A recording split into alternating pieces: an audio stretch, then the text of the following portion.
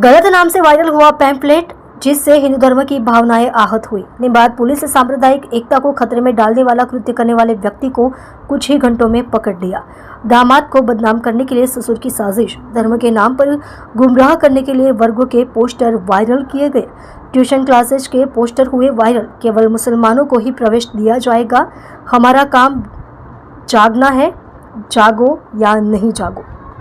सूरत के लिंबायत पुलिस ने ससुर के खिलाफ मामला दर्ज किया। पुलिस ने सरकारी स्कूल के प्रिंसिपल सुलेमान शेख को गिरफ्तार कर लिया है। आरोपी ससुर सुलेमान शेख एक सरकारी स्कूल में प्रिंसिपल के पद पे काम करता है। आप देख रहे हो स्वतंत्र निर्भय न्यूज चैनल, एडिटर अभिषेक पांडे के साथ।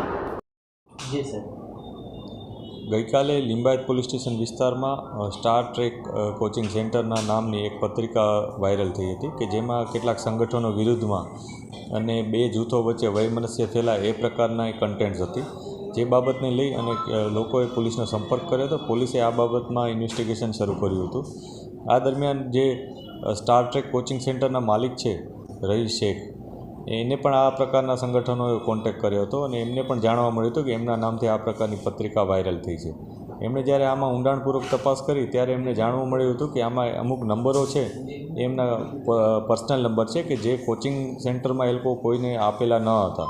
એટલે આમાંથી એમના કોઈ રિલેટિવમાંથી કોઈએ જ અથવા એમના નજીકના કોઈ સંપર્કના વ્યક્તિએ આ ઘટના આ કારનામું કર્યું હોય એવું એમને અંદાજો આવ્યો હતો। થોડા સમય પહેલાં એમને અને એમના સસરા સાથે અને એમના જે પત્ની છે એમના સાથે કેટલાક ઇસ્યુ થયા હતા, જે બાબતને લઈને અગાઉ પણ કેટલીક બબાલો થઈ હતી એમના વચ્ચે। જે બાબતને લઈને એમને શંકા હતી કે આ ઘટનામાં કદાચ એમના સસરા સામેલ હોઈ શકે। તેઓએ વધુ ઊંડાણપૂર્વક તપાસ કરી હતી અને શકમન તરીકે તેમના સસરા જ જણાતા હતા। પોતે રહીશ શેખ છે, પોતે કોચિંગ સેન્ટર ચલાવે છે, પોતે 6 થી 10ના સ્ટુડન્ટ્સ છે જે લિંબાયત વિસ્તારમાં રહે છે એ લોકોને કોચિંગ આપે છે, જેમાં મેથ્સ અને સાયન્સ આ બંને સબ્જેક્ટના એ લોકો કોચિંગ આપી રહ્યા છે એ લોકોને। અને પોલીસે પણ આમાં ઇન્વેસ્ટિગેશન જ્યારે શરૂ કર્યું ત્યારે પોલીસને જાણવા મળ્યું હતું કે આ પત્રિકા એકદમ ફેક છે, આમાં જે ભોગ બનનાર છે રહીશ શેખ એનો કોઈ પણ રોલ નથી। આ ફક્ત ને ફક્ત રહીશ શેખને બદનામી મળે અને એમના કોચિંગ સેન્ટરને બદનામી મળે અને એમના વિરુદ્ધ કાર્યવાહી થાય એ હેતુથી જ બનાવવામાં આવી હોય એવું પોલીસને જણાવ્યું હતું। જે બાબતને લઈ અને પોલીસે આ ગુનો નોંધ્યો હતો, જેમાં BNSની કલમ 299, 302, 351, 355, 356 વગેરે કલમો ઉમેરી અને ગુનો નોંધ્યો હતો। જે આરોપી છે એ રહીશ શેખના સસરા સુલેમાન ચાંદ શેખ છે।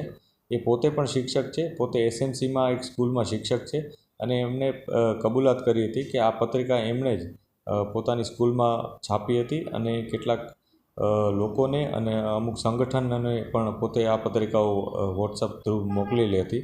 જે બાબતને લઈ અને પોલીસે એમની ધરપકડ કરી છે। પોલીસે આમાં ઇન્વેસ્ટિગેશન વધુ ઊંડાણપૂર્વક કરી રહ્યા છે કે આમાં કયા કયા લોકો અન્ય સામેલ છે કે નહીં, અને એની પણ અમે તપાસ કરી રહ્યા છીએ।